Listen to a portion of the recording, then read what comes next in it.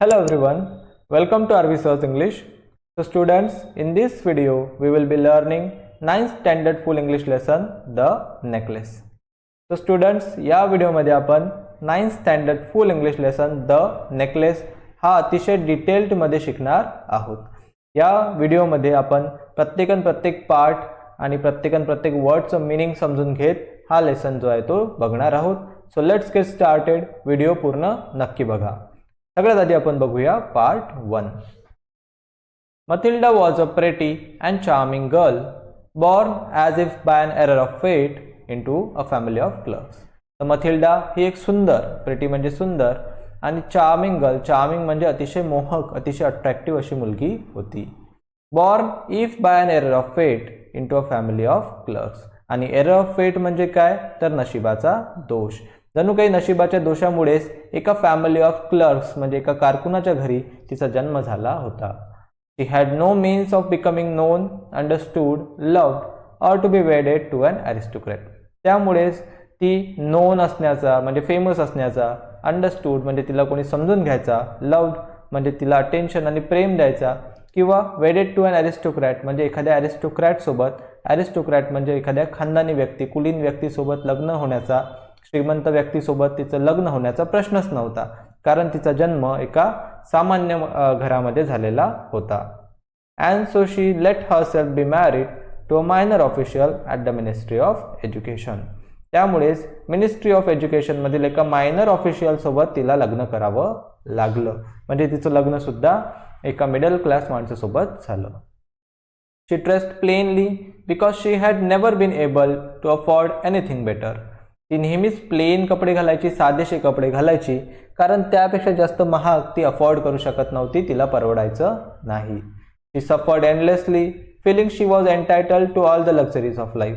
तिला फार त्रास व्हायचा, सफर्ड म्हणजे फार त्रास होणे, तिला फार त्रास व्हायचा या गोष्टीचा, कारण तिला असं वाटायचं की शी वॉज एंटायटल्ड म्हणजे हक्क असणे, to all the luxuries of life म्हणजे सगळे ऐशाराम. तर जीवनाच्या सर्व ऐशारामावर तिचा हक्क आहे आणि ते तिला मिळत नाही आहेत अशी तिची भावना होती. She suffered because of her shabby poorly furnished house. तिला त्रास व्हायचा कारण तिचं घर शॅबी आणि पुअरली फर्निश्ड होतं.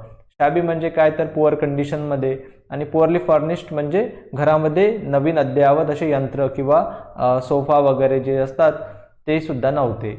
All these things that another woman of her class would not even have noticed. या गोष्टी ज्या तिच्या क्लासच्या इतर बायका यांनी नोटीससुद्धा केलं नसतं, त्यांच्या लक्षात सुद्धा आलं नसतं. Tormented her and made her resentful. पण या गोष्टी तिला छळायच्या. टॉर्मेंटेड म्हणजे काय, तर छळणे म्हणजे त्रास देणे, आणि रिझंटफुल म्हणजे चिडचिड म्हणजे अँग्री. तर ह्या गोष्टींमुळे तिला फार त्रास व्हायचा आणि तिला राग सुद्धा यायचा. She dreamed of a grand palatial mansion with vast rooms and inviting smaller rooms, perfumed for afternoon chats with close friends. ती नेहमी स्वप्न पाहायची ग्रँड पॅलेशियल मेन्शनचं म्हणजे अतिशय भव्य आणि एखाद्या राजवाड्यासारख्या घराचं, विथ वास्ट रूम त्याच्यामध्ये मोठमोठ्या खोल्या असतील, अँड इन्व्हायटिंग स्मॉलर रूम्स आणि छोट्या रूम असतील ज्यामध्ये ती तिच्या मित्रमैत्रिणींना इन्व्हाइट करू शकेल. Perfumed for afternoon chats with close friend, ज्यामध्ये बसून ती तिच्या क्लोज फ्रेंडसोबत आफ्टरनून चॅट म्हणजे दुपारच्या गप्पा मारू शकेल. आणि तिचं जे रूम असेल ती कशी असली पाहिजे, परफ्यूम म्हणजे अतिशय सुगंधित अशा त्या खोल्या असतील. तर अशा घराचं ती स्वप्न पाहायची, अशा लाईफची ती ड्रीम करायची. Yet she had no rich dresses, no jewels, nothing, and these were the only things she loved. Yet तिच्याकडे ना रिच ड्रेसेस होते म्हणजे महाग कपडे होते, ना ज्वेलरी होती, यातलं काहीही नव्हतं, आणि या अशा गोष्टी होत्या, these were the only things she loved, ज्या फक्त तिला हव्या होत्या किंवा ज्यांच्यावर तिचं प्रेम होतं. तिला फक्त चांगले कपडे हवे होते, चांगली ज्वेलरी हवी होती, अतिशय भव्य असं घर हवं होतं. ह्याच गोष्टी या गोष्टींवर तिचं प्रेम होतं, पण याच गोष्टी तिच्याकडे नव्हत्या. She wanted so much to charm to be envied to be sought after. तिला वाटायचं सो मच टू चार्म म्हणजे सुंदर दिसणे, तिला असं वाटायचं की ती खूप सुंदर दिसली पाहिजे, अट्रॅक्टिव्ह दिसली पाहिजे. टू बी एनवाईड म्हणजे जळणे, जेलसी. तिला वाटायचं की लोकांनी तिला बघून जळलं पाहिजे, इतकी ती छान असली पाहिजे. And to be sought after आणि सॉर्ट आफ्टर म्हणजे काय तर डिमांडमध्ये असणे. जसं फिल्मच्या हिरो हिरोईन जसे डिमांडमध्ये राहतात, त्यांना बघून इतर लोक त्यांचा हेवा करतात. तिलाही असं वाटायचं की लोकांनी मला बघून माझा हेवा केला पाहिजे, इतकी मी अट्रॅक्टिव्ह दिसली पाहिजे आणि इतकी मी श्रीमंत असली पाहिजे. She had a rich friend, a former schoolmate at the convent, whom she avoided visiting because afterwards she would weep with regret, despair and misery. तिची एक श्रीमंत मैत्रीण होती, अ फॉर्मर स्कूलमेट, जी आधीची तिच्या शाळेमधली वर्गमैत्रीण होती. At the convent, whom she avoided visiting, जिला मथिल्डा भेटणं टाळायची. अवॉइड करणे म्हणजे काय तर टाळणे. तिला भेटायला मथिल्डा टाळायची. का बरं? Because afterwards she would weep with regret, despair and misery. कारण जेव्हा ती तिला भेटून परत यायची तेव्हा ती रडायची. वीप म्हणजे रडणे, आणि कशामुळे तर रिग्रेट म्हणजे पश्चाताप, डिस्पेअर म्हणजे निराशा, आणि मिझरी म्हणजे दुःख. म्हणजे आपल्या मैत्रिणीची श्रीमंती बघितल्यावर मथिल्डाला एखादी दुसरी मुलगी असती तर तिला आनंद झाला असता की माझी मैत्रीण किती श्रीमंत आहे. पण दुसरीकडे मथिल्डा जी आपल्या मैत्रिणीचं श्रीमंती बघून स्वतः दुःखाने रडायची, तिला पश्चाताप व्हायचा, तिला वाटायचं की मीच का गरीब आहे, माझ्याचकडे काय श्रीमंती नाही आहे, आणि तिला दुःख व्हायचं. दुसऱ्याचं रिचनेस पाहून तिला दुःख व्हायचं. One evening her husband come home with an air of triumph, holding a large envelope in his hand. एक दिवस तिचा नवरा घरी आला with an area of Triumph, म्हणजे अतिशय खुश होता. ट्रायम्फ म्हणजे विक्ट्री, विजय. विजयाच्या आनंदामध्ये जणू काही खूप खुश असल्यासारखा तिचा नवरा घरी आला. Holding a large envelope in his hand, आणि त्याच्या हातामध्ये एक मोठा एनव्हलप होता, मोठा लिफाफा होता. Look, he said, here is something for you. आपल्या पत्नीला म्हणजे मथिल्डाला तो म्हणाला, बघ, माझ्याकडे तुझ्यासाठी काहीतरी आहे. She tore open the paper and drew out a card on which was printed the words. तिने पटकन तो लिफाफा फाडला आणि त्यामधून एक कार्ड बाहेर काढलं ज्यावर लिहिलेलं होतं, the minister of education and madame Georges Ramponneau request the pleasure of mister and missus Loisel's company at the ministry on the evening of Monday January 18. तर जेव्हा तिने लिफाफा फाडला त्यामध्ये एक इन्व्हिटेशन होतं. ते होतं मिस्टर अँड मिसेस रॅम्पोनिओ यांच्याकडून, आणि त्यांनी असं म्हटलेलं होतं की एक पार्टी होणार आहे ते मंडे जानेवारी 18 या दिवशी, आणि त्या दिवशी मॅडम आणि मिस्टर लॉयझल यांनी तिथे उपस्थित राहायला हवं. म्हणजे एक निमंत्रण पत्रिका ती होती. Instead of being delighted as her husband had hoped, she threw the invitation on the table resentfully and muttered. तर instead of being delighted म्हणजे काय तर खुश होणे, being happy, तर आनंदी व्हायच्या ऐवजी as her husband had hoped, कारण त्याने सुद्धा तसं अपेक्षा केली होती की ते कार्ड बघून ती आनंदी होईल, पण आनंदी व्हायच्या ऐवजी she threw the invitation on the table resentfully means angrily. तिने रागाने ते इन्व्हिटेशन टेबलवर फेकून दिलं. अँड मटर्ड, आणि ती तोंडातल्या तोंडात पुढे म्हणाली, what do you want me to do with that. या इन्व्हिटेशनचं मी काय करू अशी तुझी अपेक्षा आहे. And what do you expect me to wear if I go. आणि समजा मी गेली त्या पार्टीला तर मी काय घालून जाणार आहे. ही हॅडन थॉट ऑफ दॅट, ही स्टॅमर्ड. आता अशा रिॲक्शनचा तर त्याने नक्कीच विचार केला नव्हता. त्याला वाटलं होतं की इन्व्हिटेशन बघून आपली पत्नी खुश होईल, बट तो लगेच ही स्टॅमर्ड, तो हकलत म्हणाला, why, the dress you go to the theatre in, it seems very nice to me. तो म्हणाला की जो ड्रेस घालून तो थिएटरमध्ये गेली होती तो तर फारच छान आहे, तर तोच का नाही घालत. He stop stunned, distressed to see his wife crying. तो थांबला आणि ही वॉज स्टन्ड, त्याला शॉक बसला, आणि डिस्ट्रेस्ड म्हणजे त्याला फार वाईट वाटलं आपल्या पत्नीला रडताना बघून. ही स्टटर्ड, आणि तो हकलत पुढे म्हणाला, what's the matter, let's see Mathilda, how much would a suitable dress cost. तो म्हणाला की अगं काय झालं रडायला, चला आपण बघूया की how much would a suitable dress cost, एखाद्या सुटेबल ड्रेस कितीला पडेल ते मला तू सांग. She thought for a moment, computing the cost and also wondering what amount she could ask for without an immediate refusal. ती थोडा वेळ थांबली, तिने थोडा वेळ विचार केला. Computing means calculating the cost, आणि ती मनातल्या मनात कॅल्क्युलेट करत होती की त्याला किती किंमत सांगितली पाहिजे. And also wondering what amount she could ask for without and immediate refusal, आणि अशी कुठली किंमत तिने मागितली पाहिजे किंवा त्याला सांगितली पाहिजे जो ते लवकरच म्हणजे तात्काळ रिफ्यूज करणार नाही. तर आता ती मनातल्या मनात ती किंमत जी आहे ती विचार करू लागली. ॲट लास्ट शी ॲन्सर्ड हेजिस्टेटली, आणि शेवटी ती संकोचत म्हणाली, I don't no exactly but I think I could do it with 400 Frances. ती म्हणाली की मला एक्झॅक्टली तर सांगता येणार नाही, बट आय थिंक मला असं वाटते की I could do it with 400 Frances, 4000 फ्रान्सेसमध्ये माझं काम होऊन जाईल. He turned a little pale because he had been saving that exact amount to buy a gun for a hunting summer in the country near Nanterre with a few friends. He turned a little pale. जेव्हा त्याने ती किंमत ऐकली तो थोडासा निराश झाला. पेल म्हणजे काय तर निस्तेज होणे, निराश होणे. Because he had been saving the exact amount to buy a gun, कारण तो तेवढी एक्झॅक्ट अमाऊंट म्हणजे 400 फ्रान्सेस बरेच दिवसापासून वाचवत होता, सेव्ह करत होता. कशासाठी? To buy a gun for a hunting summer in the country near Nanterre. एका हंटिंग समरसाठी एक गन विकत घेण्यासाठी तो तितकेच पैसे बऱ्याच दिवसापासून साठवत होता आणि त्याला आपल्या मित्रांसोबत हंटिंगला जायचं होतं.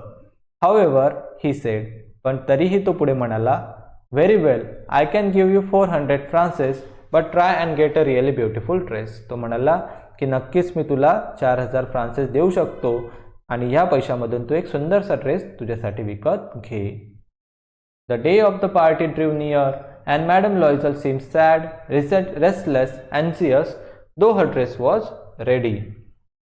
पार्टीचा दिवस जवळ आला तरीही मॅडम लॉयझल या सॅड म्हणजे निराश, रेस्टलेस म्हणजे बेचैन, अँझियस म्हणजे चिंताग्रस्त वाटत होत्या.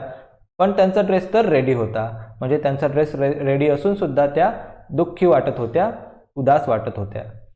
One evening her husband said to her, मग एका संध्याकाळी त्यांचे हजबंड त्यांना म्हणाले, what's the matter, you have been acting strange these last 3 days. तो म्हणाला की काय आता काय झालं आहे, इतक्यात मागच्या काही 3-4 दिवसांपासून तू अतिशय स्ट्रेंज, अतिशय विचित्र वागत आहेस.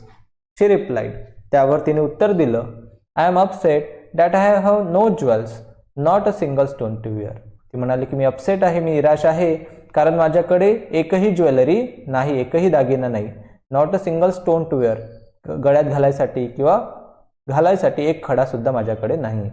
I would rather not go to the party, कदाचित मी पार्टीमध्ये जाणार नाही.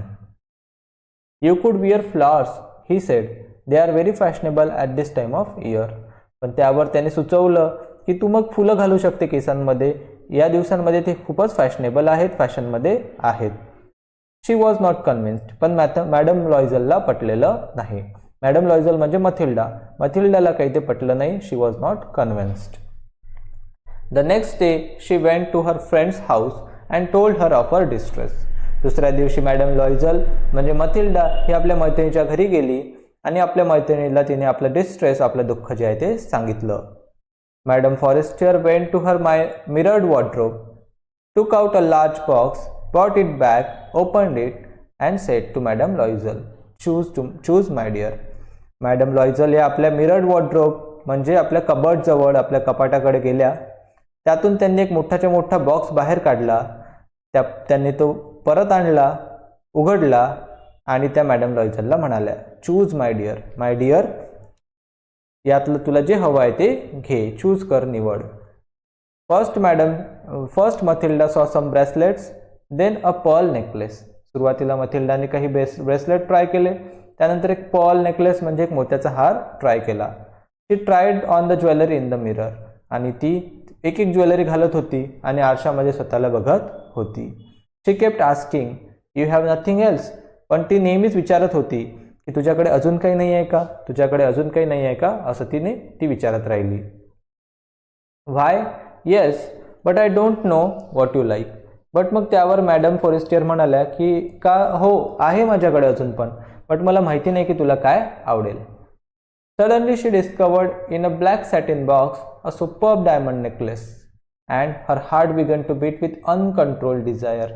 अचानक सडनली शी डिस्कवर्ड, तिने शोधला, in a black satin box, एका ब्लॅक सॅटिन बॉक्समध्ये अ सुपर्ब डायमंड नेकलेस, एक अतिशय सुंदर हिऱ्याचा हार. And her heart began to beat with uncontrol desire. आणि अतिशय तीव्र इच्छेने, डिझायर म्हणजे तीव्र इच्छा, अनकंट्रोल डिझायरने तिचं हृदय जोरजोराने धडधडू लागलं, कारण तिला तो हार आवडला होता. Her hand trembled as she took it. तो हार हातात घेताना तिचे हात थरथर कापले. She fastened it around her neck and stood lost in ecstasy as she looked at herself. तिने fastened it around her neck, तिने घाईघाईत तो आपल्या गळ्यामध्ये घातला. And stood lost in ecstasy as she look at herself. आणि आरशात बघून आपल्या स्वतःच्या सौंदर्यामध्ये ती हरवून गेली, स्वतःलाच न्याहाळत ती हरवून गेली. देन शी आस्क्ड अँझियसली हेजिस्टेटिंग. आणि मग तिने आपल्या मैत्रिणीला विचारलं, अँझियसली म्हणजे अतिशय लाजत, हेजिस्टेटली म्हणजे संकोचत, आपल्या मैत्रिणीला तिने विचारलं, would you lend me this, just this. तिने विचारलं की तू मला हा हार उधार देशील का, फक्त हाच. Why, yes of course. त्यावर मॅडम फॉरेस्टियर म्हणाले की हो नक्कीच, मी तुला देऊ शकते. She threw her arms around her friend's neck rapturously, then fled with her treasure. तिने अतिशय रॅप्चरसली म्हणजे अतिशय हॅपीली तिच्या गळ्याभोवती हात टाकला, म्हणजे तिला मिठी मारली. And fled with her treasure, आणि आपला खजिना घेऊन ती पळून गेली. The day of the party arrived. Madame Loisel was a success. पार्टीचा दिवस उगवला आणि मॅडम लॉयझल पार्टीमध्ये सक्सेस ठरल्या, यशस्वी ठरल्या. जेवढी उठाठेप त्यांनी केली होती ती सर्व कामाला आली. She was prettier than all other woman, elegant, gracious, smiling and full of joy. त्या इतर सर्व वुमनपेक्षा, सर्व बायकांपेक्षा अतिशय सुंदर दिसत होत्या. ती एलिगंट दिसत होती म्हणजे मोहक दिसत होती, ग्रेशियस दिसत होती म्हणजे अतिशय प्लीजंट, आणि स्माइलिंग आणि छान स्माइल करत होत्या. अँड फुल ऑफ जॉय, आणि अतिशय आनंदामध्ये मथिल्डा वाटत होती. She danced wildly with passion, forgetting everything in the triumph of her beauty and success, floating in a cloud of happiness. ती अतिशय मनापासून नृत्य करत होती, नाचत होती, पॅशनने नाचत होती, आणि तिच्या त्या Triumph of her beauty and success, सौंदर्याच्या आणि सक्सेसच्या ट्रायम्फमध्ये, विक्ट्रीमध्ये, यशामध्ये ती सर्वच्या सर्व विसरून गेली होती. Floating in a cloud of happiness, जणू काही ती आनंदाच्या आकाशावर तरंगत असल्यासारखी वाटत होती. Mathilda and her husband left at about 4 o'clock in the morning.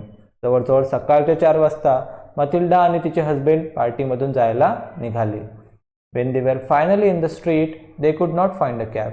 जेव्हा फायनली ते रोडवर आले, स्ट्रीटवर आले, तेव्हा त्यांना कॅब म्हणजे टॅक्सी मिळाली नाही. They walk down towards Seine till they found one. जे थोडे पुढे सीन्सपर्यंत चालत आले, तिथे त्यांना एक टॅक्सी मिळाली. They were dropped of at there door at the रस्ते मार्टियर्स. आणि मग ते त्या टॅक्सीने त्यांना त्यांच्या घरी रस्ते मार्टियर्स इथे सोडून दिलं. And sadly it was all over for her. आणि सॅडली मथिल्डासाठी सर्वच्या सर्व काही संपलेलं होतं. जे अटेन्शन, जी ब्युटी तिने तिथे अनुभवली होती, जो एक्सपिरियन्स तिने तिथे त्या पार्टीमध्ये अनुभवला होता, ते सर्वच्या सर्व आता तिच्यासाठी संपलेलं होतं. In front of the mirror she took a final look at herself in all her glory. मग घरी जाऊन ती आरशासमोर उभी राहिली आणि त्या आरशासमोर ती आपलं फायनल लुक ऑफ ग्लोरी म्हणजे तिचा जो ग्लोरी होती, तिची जी फायनल लुक बघायसाठी स्वतःला एकदा आरशात, लास्टच्या आरशामध्ये बघायसाठी ती आरशापुढे जाऊन उभी राहिली. But suddenly she uttered a cry. पण अचानकपणे तिच्या तोंडातून एक क्राय, एक किंकाळी बाहेर पडली. She know longer had the necklace around her neck. कारण तिच्या गळ्यामध्ये तो नेकलेस नव्हता जो तिने मॅडम फॉरेस्टियरकडून उधार आणलेला होता. What is the matter asked her husband. तिच्या हजबंडने विचारलं की काय झालं, तू का ओरडली. She turn towards him panic stricken. ती त्याच्याकडे बघू लागली. She was panic stricken. Panic stricken म्हणजे काय, तर तिला एक प्रकारे एक पॅनिक झटका आलेला होता, म्हणजे ती एक प्रकारे विथ अ सडन शॉक, खूप शॉक झालेली होती. I no longer have madam Forestier's necklace. ती म्हणाली की माझ्याकडे मॅडम फॉरेस्टियरचा नेकलेस नाही. He stood up distraught. What, how, that's impossible. तो तिच्यासमोर उभा राहिला. त्याला अतिशय धक्का बसला. What, how, that's impossible. काय, का, हे अशक्य आहे असं तो म्हणाला. आणि इथे तुम्ही तो नेकलेस जो आहे तो बघू शकता. So that's it. हा होता पार्ट 1. पुढच्या व्हिडिओमध्ये आपण पार्ट 2 बघूया. आणि जर तुम्हाला व्हिडिओ नक्की आवडला असेल तर व्हिडिओला नक्की लाईक करा, आपल्या मित्रांबरोबर शेअर करा आणि चॅनलवर नवीन असाल तर सबस्क्राईब करायला विसरू नका. I will see you in another video. Till then take care. Good bye.